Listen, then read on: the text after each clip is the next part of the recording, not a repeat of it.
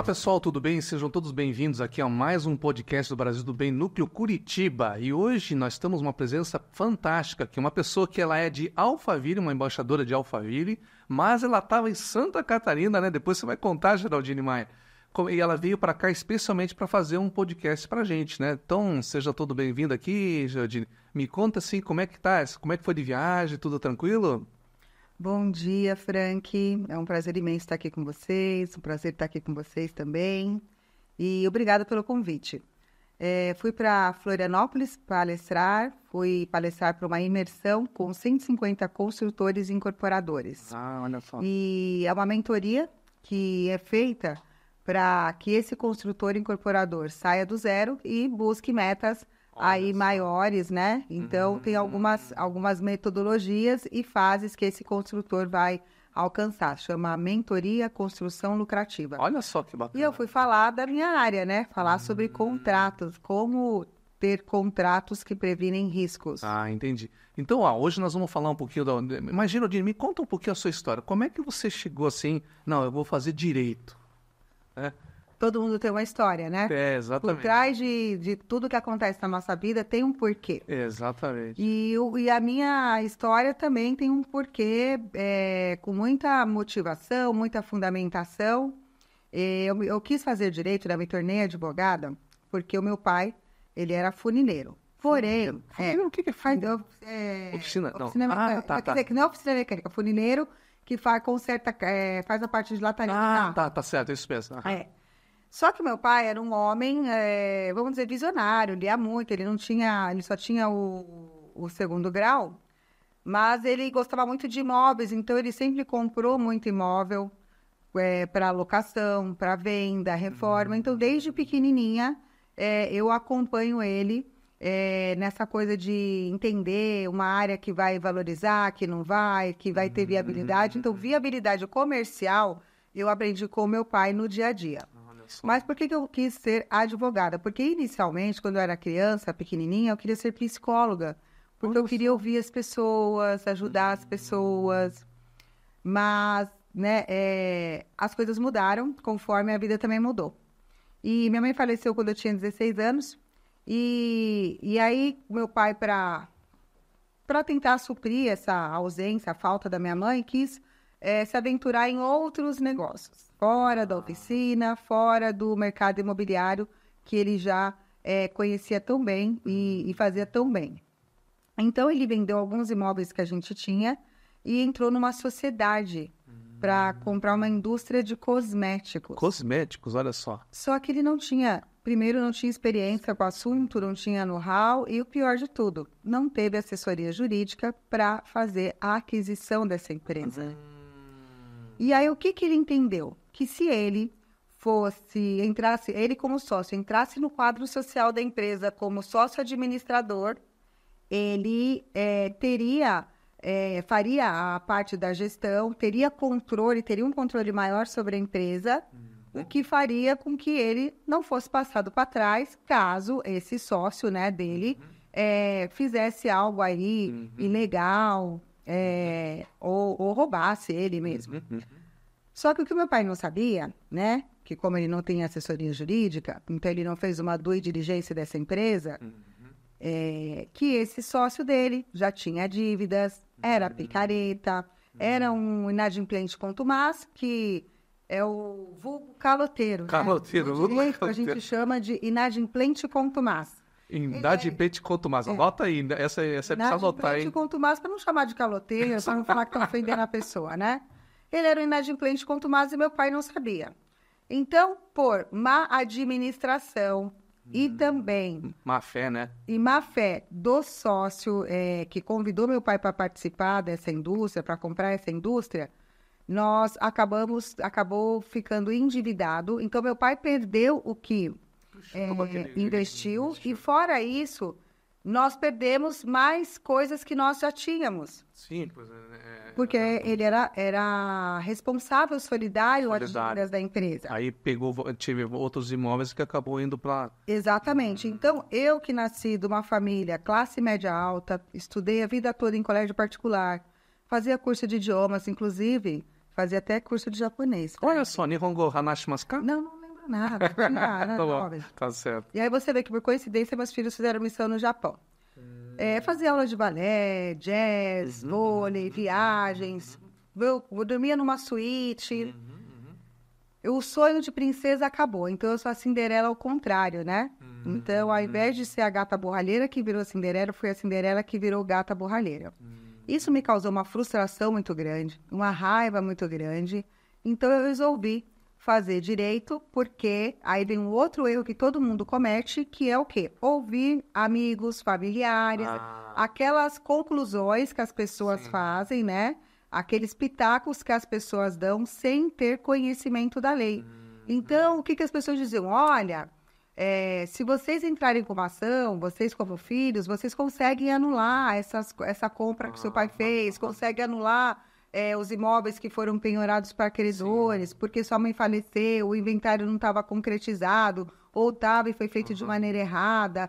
Enfim, várias pessoas apontavam algumas nulidades dentro dessa operação, nulidades dentro do inventário da minha mãe, que não eram verdadeiras, porque não eram pessoas qualificadas para falar. Olha só. Eles não tinham legitimidade para falar se aquela negociação ela era verdadeira ou não. Tecnicamente falando, né? A parte técnica, né? Exatamente, porque todo negócio jurídico, ele gera um direito e uma obrigação.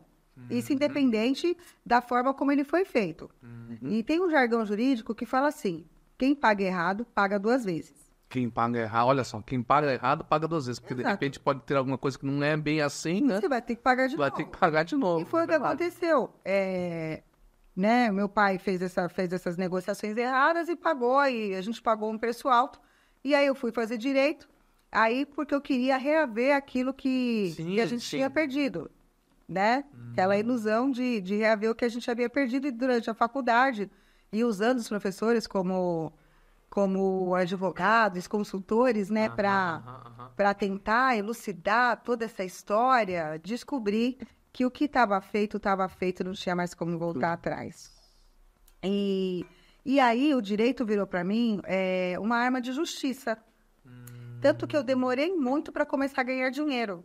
Porque eu só queria ajudar... Justiceira. E não conseguia ver ninguém fazendo nenhuma negociação, nenhuma operação, nenhuma compra, né? Sem ter ali uma orientação jurídica. Meu marido ficava muito bravo. Porque ele falava assim, você... só faz filantropia. Se você não se formou para ganhar dinheiro, você fez sua pós-graduação para quê? Para ficar fazendo serviço para os outros? Então, eu tinha esse trauma, né, de ter perdido o patrimônio, de ter tido essa mudança de vida em razão de uma falta de uma assessoria jurídica adequada. E aí, depois disso, veio o meu lado justiceiro. Que aí também... me atrapalhou. Só cortando um pouquinho, olha só, quanto custa, né? Qual é o valor de ter uma assessoria jurídica, né, para imóveis? Porque muitas vezes você está falando de um patrimônio grande, um patrimônio de vida, né? Quanto vale isso aí, né? Exatamente. Então, se você pensar, o médico, ele é responsável pela sua vida, né? Sua vida física. E o advogado, ele é responsável pela sua vida patrimonial. Então, quando você perde ali o seu patrimônio, isso traz consequências na vida das pessoas.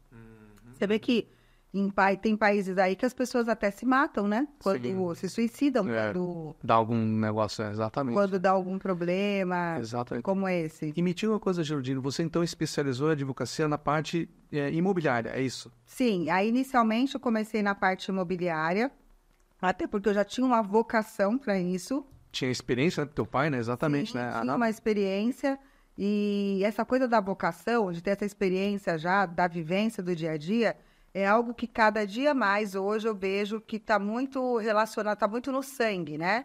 Então, ontem, no final de semana, no sábado, quando eu estava lá em Florianópolis para dar uma palestra, eu senti ali muito forte... conforme o pessoal ia fazendo pergunta, aquilo para mim era muito fácil, muito tranquilo. Eu conseguia visualizar muito fácil ali as dores deles, os problemas deles e como solucionar.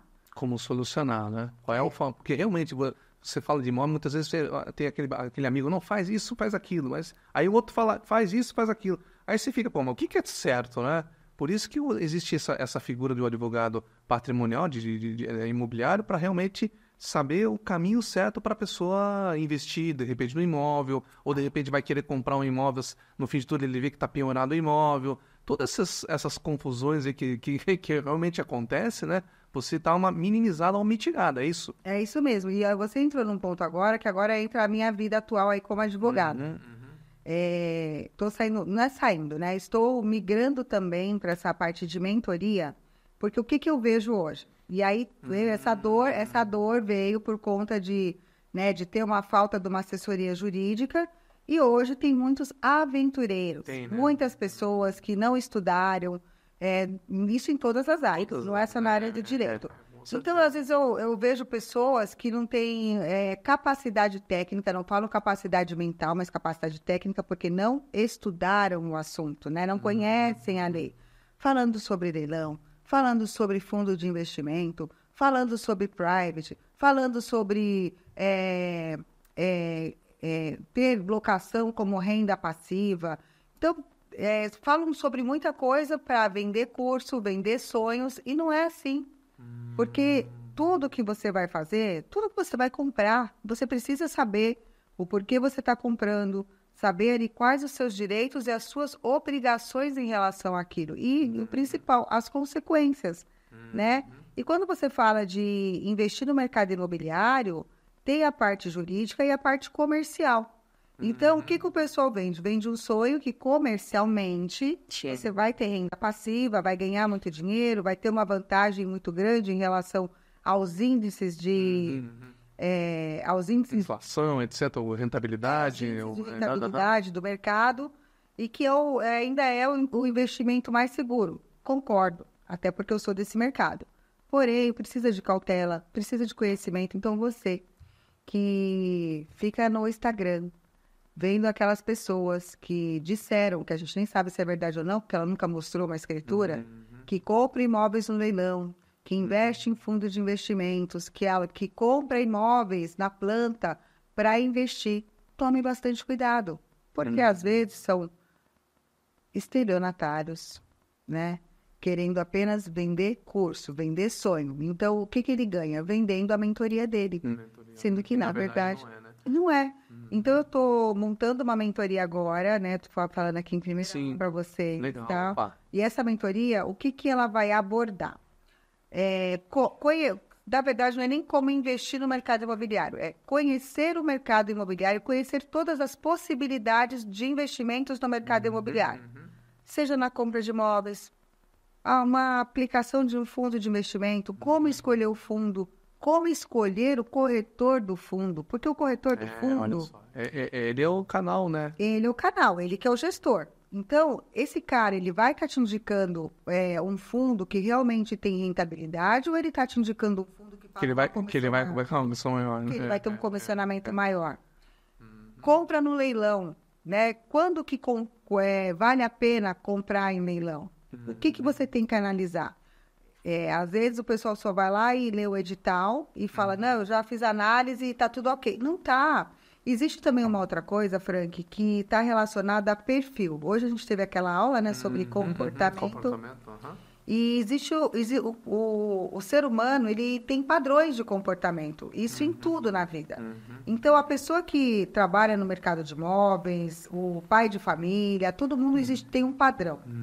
Então, um imóvel que vai para leilão, você tem que olhar o valor do imóvel e identificar se aquele proprietário é um perfil de proprietário que vai deixar abrir mão daquele imóvel ou se ele vai brigar por aquele imóvel até o final. Então, eu vou te dar um exemplo. Outro dia, uma pessoa me ligou e falou assim, Geraldine, preciso que você analise esse edital para mim urgente. Apartamento no condomínio X no Morumbi, que é um condomínio super concorrido ali na região do Morumbi, em São Paulo, e tá para leilão pela metade do preço. Aí eu falei assim, você tem certeza? Ela segunda praça, tá metade do preço. Eu falei, então me dá ela, mas eu já dei uma olhada lá, tá tudo certo, eu só quero que você faça uma análise final, um pente fino, mas tá tudo certo, eu já fiz a minha inscrição lá no leilão online e eu vou arrematar esse imóvel. Já estava querendo arrematar. R$600 mil para arrematar o imóvel. Aí eu falei assim, calma, esse imóvel é numa localização privilegiada e pessoas que moram nessa localização, elas não vão perder esse imóvel assim, com facilidade. Sim. Eu falei, não é porque é o imóvel mais caro, mas é o perfil das pessoas que moram nesse tipo de imóvel. Ela não vai querer perder. Não é porque ela tem uma dívida... Alguém vai colocar um lance maior. Ela vai colocar obstáculo para esse leilão nem acontecer. Nem acontecer. Que é pior ainda. Não é nem que ela vai arrematar, mas ela vai colocar obstáculo. Dito e feito, ela, não, eu olhei lá, nem tem quase pessoas ali inscritas para fazer a compra. Eu já li o edital, você sabe que eu já comprei vários imóveis no leilão, mas eu senti que você deveria fazer uma análise para mim. Só faz essa análise para mim, esse pente fino. Dito e feito, o que esse proprietário fez? Entrou com embargos de terceiro, esse embargos não aparecia no processo principal, que era o processo que gerou a ordem de leilão. E desse embargo de terceiro, ele pediu bem de família, porque era o único imóvel da família. Sim, bem de família.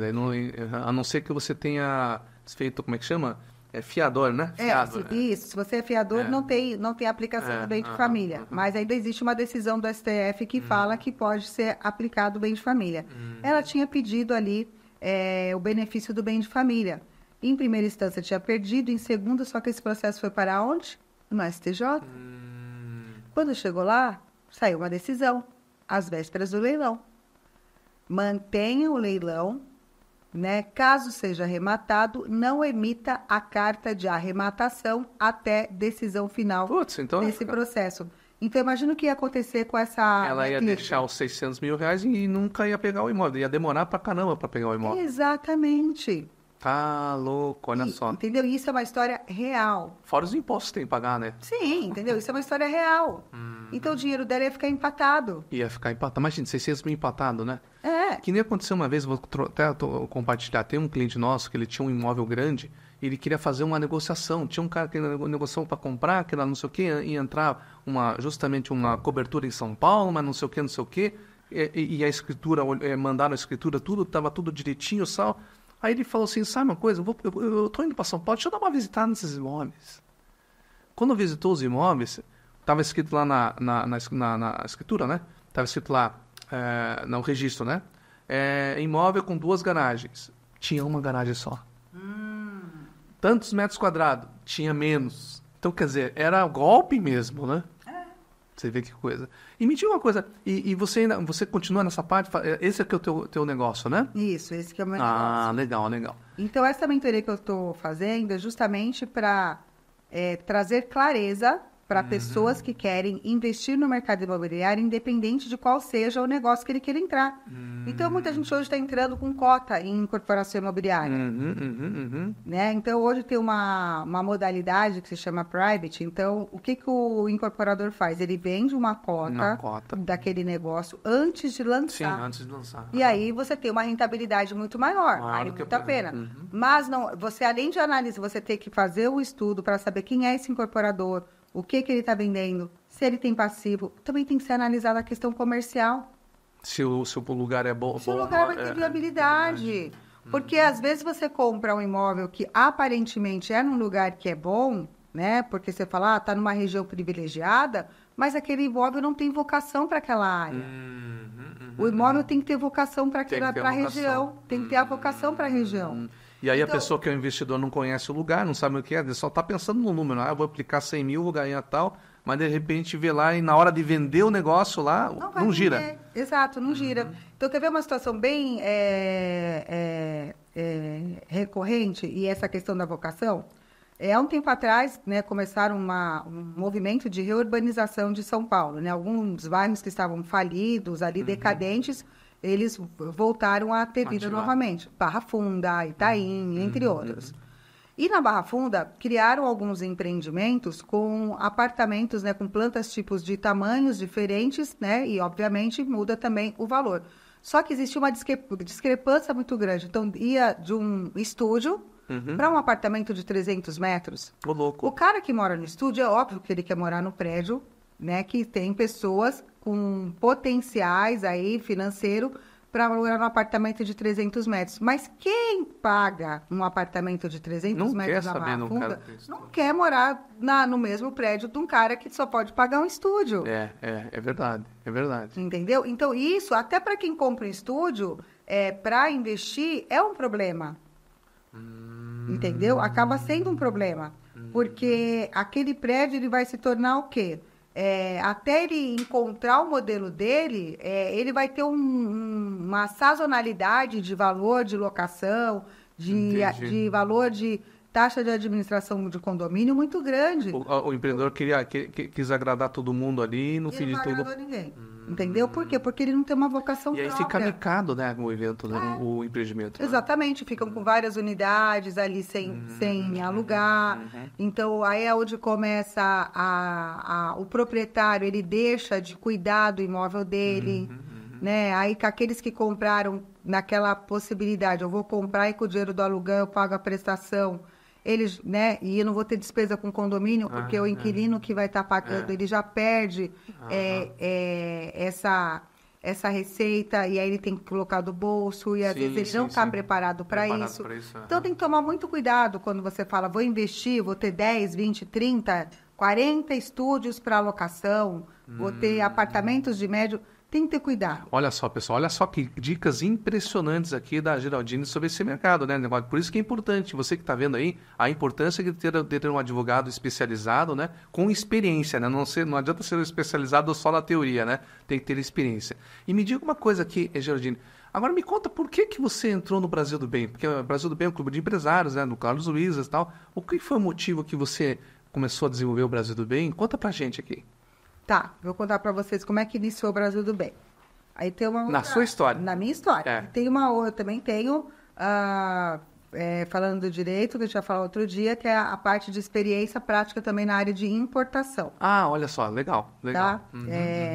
Também, tanto importação quanto direito imobiliário, as minhas especializações, elas não são somente técnicas, elas não são especializações de livro, não são especialização de legislação, elas são especializações de estar fazendo parte do mercado, como consumidora, como empresária, como partícipe daquele movimento.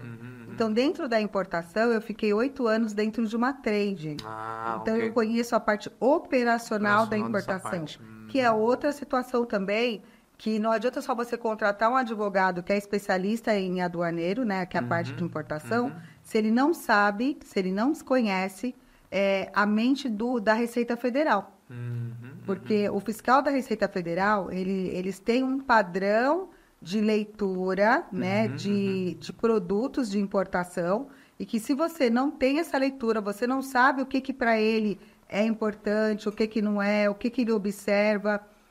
você pode ter estudado, decorado lá a regulamentação aduaneira, que é um livro gigantesco, você não vai ter esse... É o comportamento do fiscal, porque né? o comportamento, porque tudo tem a questão da arbitrariedade. Existe aí um lado subjetivo, que é onde o fiscal quer chegar. Então, aonde ele quer chegar quando ele faz uma exigência numa mercadoria sua, chega aqui e precisa ser nacionalizada? Aonde ele quer chegar quando ele fala que vai investigar a sua empresa? Então, você precisa entender isso. Então, essa também é uma outra área que eu atuo bastante. Então, você tem todas essas duas áreas, a parte não só da parte de imobiliária, mas com essa parte de direito aduaneiro, né, no caso, né? De importação e exportação. Legal. Mas vamos falar aqui do Brasil. Vamos falar, como é que surgiu o Brasil do Bem em você? Eu sei que você veio através de uma mentoria, né? Você começou a participar da mentoria, mas gostou, etc. Conta pra gente aqui, pra gente que está ouvindo, como é que surgiu essa ideia de você entrar no Brasil do Bem? Por quê? Por que você entrou no Brasil do Bem? Vamos lá. Me formei, já estava casada, já tinha filhos pequenos. E a maternidade, para mim, é a profissão mais importante que toda mulher tem. Então, mesmo eu tendo esse meu instinto justiceiro, por isso que eu fiz muita filantropia, né? Porque eu tinha a minha profissão de mãe, aliada à minha profissão filantrópica de advogada, de ajudar a sociedade a não cair em golpes, né? E durante muitos anos eu atuei assim, né? Então, pode dizer que eu fui advogada pro bono durante muitos anos. Ainda bem que eu tinha um bom marido, né? Mas E aí o tempo foi passando, meus filhos foram crescendo e eu me senti um pouco... me senti desatualizada, mas não da questão de mercado, de legislação, desatualizada com relação à mentalidade. Eu senti que a minha mentalidade, ela não estava ajustada para aquilo que eu queria. Então, eu tinha algumas crenças limitantes, até crenças dessas do que aconteceram na minha vida. Tá? Eu tinha muitas crenças limitantes com relação à confiança de ter sócios. Porque, olha, deixa eu contar uma coisa para vocês que aconteceu. Eu me formei, eu era uma ótima aluna na faculdade e tinha algumas amigas que queriam se associar a mim. Amiga, naquela época não tinha essa coisa de chamar de amiga, né? G, você é ótima aluna, você interpreta muito bem a ler, eu não consigo entender como que você consegue ler, interpretar, e é aquilo. Como é que você consegue ter uma visão tão clara da lei? A gente, vamos fazer um escritório, a gente vai ficar rica, vai ganhar dinheiro. Meu pai tem uma sala no Conjunto Nacional na Avenida Paulista. Nossa, eu falei, caramba, já começar com escritório na Avenida Paulista é muita bênção, né? Sim. Ok. Então, qual que era o aporte? Ainda mais com o Conjunto Nacional, porque antigamente tinha lá aquela livraria da... Como é que chama? Como é que é o nome? Saraiva? Não, Saraiva tinha uma outra também, que era grande lá, esqueci agora o nome. Fechou. Fechou, né? Uma pena, mas era enorme, eu gostava de ir lá. E naquela época as livrarias existiam lá. O Conjunto Nacional era muito badalado. E aí o pai dela emprestou a sala, e aí o meu marido fez o investimento de comprar mobiliário, equipamento, essas coisas.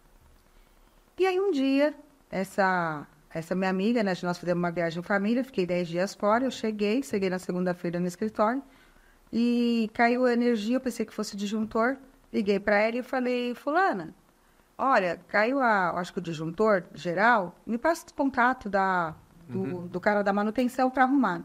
Ela falou, Gê, preciso falar com você, amanhã a gente pode conversar? Falei, amanhã não, então já vamos conversar agora, porque eu não gosto de esperar, eu sou muito ansiosa. Então, Gê, eu estive pensando e o Senhor falou comigo e ele disse que a advocacia não é para mim. Que ele tem outros planos na minha vida, eu tenho outras coisas para fazer. Então, eu estava conversando com meu pai e eu vou precisar usar a sala só para mim, eu não posso mais dividir a sala com você. Aí eu falei, mas como assim? A gente está fazendo as coisas acontecerem, tem clientes para atender... Né? Aqui é o meu lugar de trabalho, eu acordo todo dia cedo, ando 40 quilômetros para vir para cá, porque eu morava em Cotia, o negócio era na Paulista. Então, me desculpa, mas você não precisa sair correndo não, tá? Não precisa. Quanto tempo você precisa para sair, para pegar só? Eu falei, então eu vou ter que pegar tudo que é meu. Quanto tempo você precisa? Uns 15 dias? Não, gente, 15 dias, quem dá ordem de 15 dias é juiz, é ordem de despejo. Entendeu? Eu fui despejada. Então, olha só, eu comecei a fazer a faculdade para curar uma dor, para tentar reaver uma injustiça, né? Uma falta de assessoria jurídica. E eu, já advogada, cometi o meu primeiro erro em não fazer um contrato. Em confiar na minha amiga, que durante 5 anos jogou milhões de confetes em mim. E aí, eu falei, e agora? Se eu falar que eu vou ficar, querer brigar, mas depois se ela troca a chave da porta, eu não consigo entrar e pegar mais nada que é meu marido vai me matar. E eu não sabia o que era pior ali. Se ela está sendo despejada, era eu falar pro meu marido que estava sendo despejada. Gente, foi horrível. Chorei, mas lágrimas não resolvem nada, porque aquilo que não está escrito... Não tem validade nenhuma. Era um contrato de boca, quem foi testemunha... E, enfim, que garantia... Isso aí marca, né? Marca, essa situação que aconteceu lá marcou para você ampliar, que nem ela falou, ampliar a coisa, né? Na mentalidade, né? Exatamente. Enfim, aí superada essa situação, por isso que eu falo muito de contrato, por isso que eu fui falar sobre contrato. Eu tenho uma aula até exclusiva aí que eu falo sobre como buscar o sócio ideal, também, isso é bem também decorrente desse trauma, né? E, enfim... E aí eu vi que eu tinha algumas crenças limitantes na minha cabeça decorrentes desses traumas que eu tive. E aí morava meio que interior a mentalidade, vocês sabem bem que é diferente. Então eu senti que eu precisava ampliar a minha mente. E aí eu veio a pandemia, comecei a ouvir o Clubhouse do o Carlos Wizard e o Bellino, Ricardo Bellino. Tá. Todo dia, 5h59 da manhã. Tá. Aí começou ali, conheceu E aí o Carlos criou uma mentoria online, fui fazendo a mentoria, fiz a online, era todos os dias, 7 horas da manhã, a mentoria online, segunda a sexta, não perdi uma aula. Aí vieram as mentorias presenciais, que eu também participei. E aí, nessa busca de conhecimento, né, o Carlos criou o Brasil do Bem, e eu achei que era algo legal, porque eu teria uma rede de contatos, né, me proporciona uma rede de contatos que ia me sair da filantropia para o empresariado, entendeu? Então, eu ia sair daquela minha rede de contatos de pessoas, de vítimas, né, da sociedade, que só queriam filantropia, advocacia pro bono, para um negócio, né? Para um negócio mesmo. Claro, tinha clientes nesse meu tempo, trabalhei para grandes empresas, grandes empresários, mas queria mais, crescer e principalmente aprender a como gerir um escritório, ser líder, que eram habilidades que me faltavam. E o principal, venda. Eu não sabia vender. Então, eu dependia muito de indicação, né? Mesmo essa coisa de marketing, tráfego. Quando o lead chega, você tem que saber vender. E eu não tinha essa habilidade e eu comecei a fazer a mentoria do Carlos para isso. E ele falava muito, né? Vendas, vendas, vendas. E para mim, uma aula marcante presencial que nós tivemos foi a aula que ele deu sobre vendas. E ele fala sempre na aula dele, que no sistema de ensino, a cada 15 não, você recebe um sim. Então, hoje, né, vocês que estão aí comigo no dia a dia, e vêm fazendo muitas coisas, porque eu estou acelerando ouvir os nãos, entendeu? Então, quanto mais rápido eu ouvir os meus não, mais rápido vai vir o sim. E aí, entrei no Brasil do Bem para ter essa rede de contatos, né, para ampliar o meu networking, como de fato ampliou, e continuar recebendo o conhecimento através das mentorias, por conta da escola de negócios. Legal. E o que você recomenda? O que fez diferença para você estar junto nessa comunidade do Brasil do Bem, no teu negócio? Frank, tudo, porque ambiência é tudo.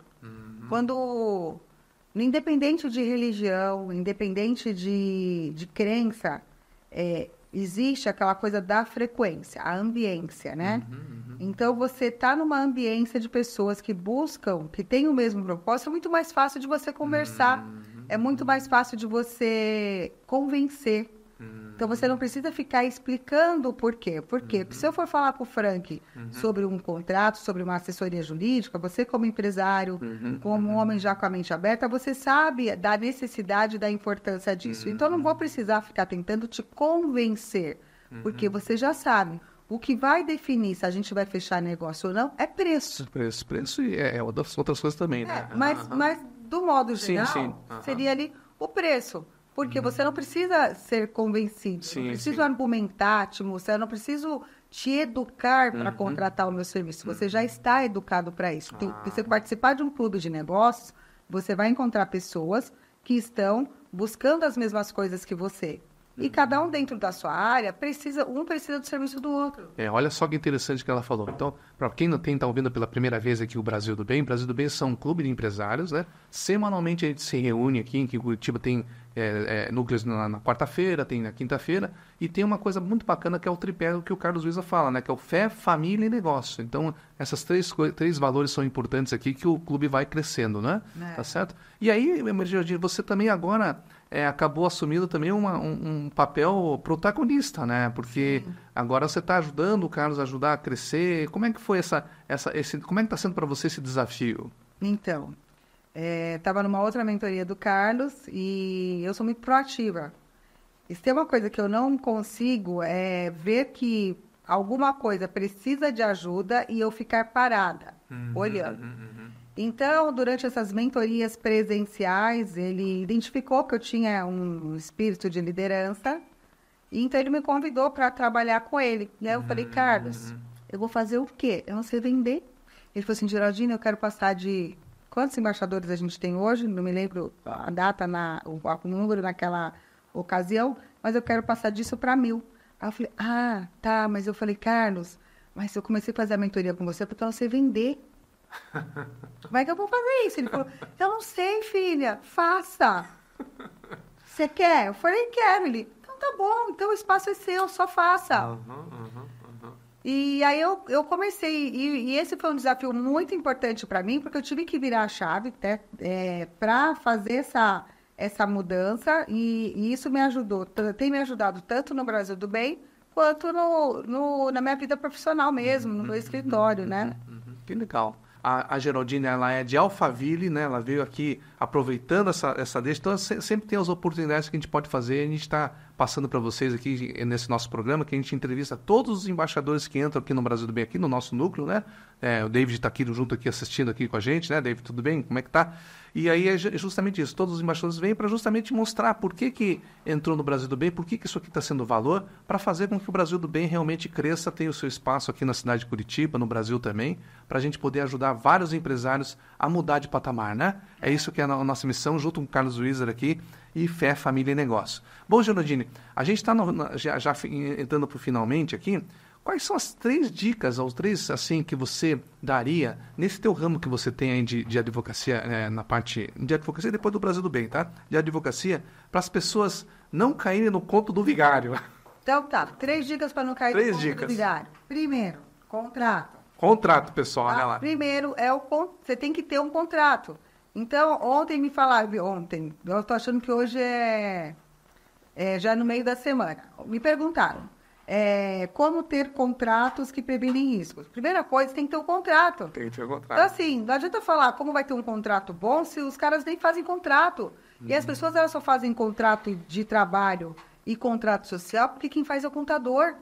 Porque se o contador não fizer ali, já está embutido no preço dele, aquele contratinho que ele pega na internet... Copia e cola, né? Nem contrato de trabalho as empresas teriam. Então, olha lá, primeira coisa é contrato. Primeira coisa é ter um contrato. Segunda coisa é conhecimento. Então, o empresário, ele precisa saber quais os direitos e obrigações dele em relação a todas as áreas do negócio dele. Então, ele tem direito e obrigação perante o funcionário, direito e obrigação perante o cliente final, direito e obrigação perante o fornecedor, direito e obrigação perante o dono do imóvel. Tudo existe um direito e uma obrigação. Quando você tem essa clareza, você evita problemas. Olha só, então, primeiro o contrato, segundo o conhecimento, que tem direitos e deveres aqui. Exatamente. E o terceiro, o que seria? E o terceiro, que eu falei ontem, que era o mais importante para você ter contratos que previnem riscos, sabe o que é? A assinatura do contrato. Assinatura do contrato, olha só. Não adianta você ter o contrato, conhecimento, se você não assinou o contrato, né? Não. Como advogada, eu pego muita situação de litígio que os contratos vêm sem assinar. Vêm sem assinar? O que eu estou te falando, Frank, não é algo que eu estou criando da minha cabeça, eu estou te falando de quase 20 anos de experiência em contencioso, em que, quando a pessoa procura um advogado para entrar com uma ação ou se defender numa ação, ele ou não tem contrato ou tem um contrato sem assinatura. Louco. Olha só, pessoal, parece coisa básica, mas é importante. Você tem um contrato, tem que assinar, e a contraparte também assinar, né? As duas partes têm que assinar, então a pessoa fica... Aceito o que está escrito no contrato. Eu tenho um e-mail, eu mandei para ela o e-mail com o contrato, isso não vale? Claro que não, porque se ela não assinou, significa que ela não aceitou as condições do contrato. Quando a pessoa não assina o contrato, significa que ela não aceitou as condições daquele contrato. Ela não aceitou as condições não valeu nada, né? daquela relação jurídica. Então, não vale nada. Olha só. Nada. Você pode ter contratado o melhor advogado, comprado um contrato aí de 300 folhas, se ele não tiver assinado, ele não tem validade nenhuma. Olha só, bacana. E agora eu vou fazer uma pergunta, assim, 3 coisas do empresário que está olhando assim, puxa vida, será que eu entro, será que eu não entro no Brasil do Bem, né? Qual que seria, assim, as 3 dicas para você, para esse empresário que está ouvindo a gente? Então, eu vou falar para vocês aqui, olhando para vocês. 3 dicas para você participar do Brasil do Bem. Primeiro, participando do Brasil do Bem, você vai ter um mentor, ou conselheiro, né? Seja ele o próprio Carlos Wieser, sejam os nossos convidados nas aulas da mentoria e sejam os franqueados, que são pessoas qualificadas, capacitadas para te ajudar, te orientar a fazer o seu negócio crescer e escalar. Então, além de experiência profissional, eles também têm a experiência que vem se acumulando aí no decorrer desse trabalho que vem sendo feito em conjunto. Então, a primeira dica é mentoria ou conselheiro. Segunda dica, rede de networking. Você participando de um clube como esse, você vai estar no meio de pessoas, você vai estar numa ambiência de pessoas que buscam a mesma coisa que você. Se conectar com pessoas que querem comprar ou servir. Então, essa pessoa, ou ela vai te vender um serviço, ou ela vai comprar um serviço seu. Porque todo mundo precisa de serviços diversos, né? Então, isso é importante. Então, você tem o que o chamado lead qualificado. Você não vai precisar gastar milhões para jogar um tráfego na internet, né? Pelo funil, aí joga aquele monte de gente ali, aí o funil vai descendo. Aí, quando chega aqui, né? Na metade aí você tem que vender ainda. E você ainda tem que vender. No clube de negócios, não. As pessoas sabem quem você é, sabem o que você faz. E aí você... Não estou dizendo que você vai deixar de gastar com marketing, né? Ou vai deixar de ter uma equipe de vendas. Mas você vai ter mais vendedores do seu negócio. Pessoas que vão te trazer indicações quentes. Exatamente. Aquilo que a gente sempre fala na reunião, né? Você tem uma reunião lá, tem 20 pessoas, não é só 20 pessoas que você vai fazer negócio. Imagine se cada um tem 200 contatos, multiplica isso aí. É muita gente, né? É muita gente. Então... Se na área da educação a cada 15 não é um sim, para cada área existe aí uma proporção, e cada um acho que seria legal fazer esse levantamento e descobrir o seu, mas se você está em contato com leads quentes, né, são potenciais clientes que você tem, você ouve seus nomes mais rápido e mais rápido você fecha novos contratos. Olha só. Então isso é muito importante. E a última, qual a última dica que você daria? A última coisa é o princípio que o Brasil do Bem tem, que é fé, família e negócios. Então, em primeiro lugar, tudo é Deus. Né? A gente prima, né? pelas bênçãos, pela graça que o Senhor faz por nós. Então, os princípios do Brasil do Bem, os 3 pilares do Brasil do Bem, eles devem estar incorporados ali intrinsecamente em todas as nossas negociações, da nossa vida, do nosso trabalho. Primeiro Deus, depois a nossa família e depois os nossos negócios. Legal. Então, são essas dicas que eu dou para vocês. Venham para o Brasil do Bem. Participe do Brasil do Bem Curitiba aqui com o Frank, com o David, que é um clube excepcional. Já recebi vários embaixadores lá em Alphaville. Inclusive, tem uma que foi lá visitar, né, Dona O pessoal trabalha mesmo. Então, isso aqui não é só blá, blá, blá. Sabe o que eu daria mais uma dica para eles?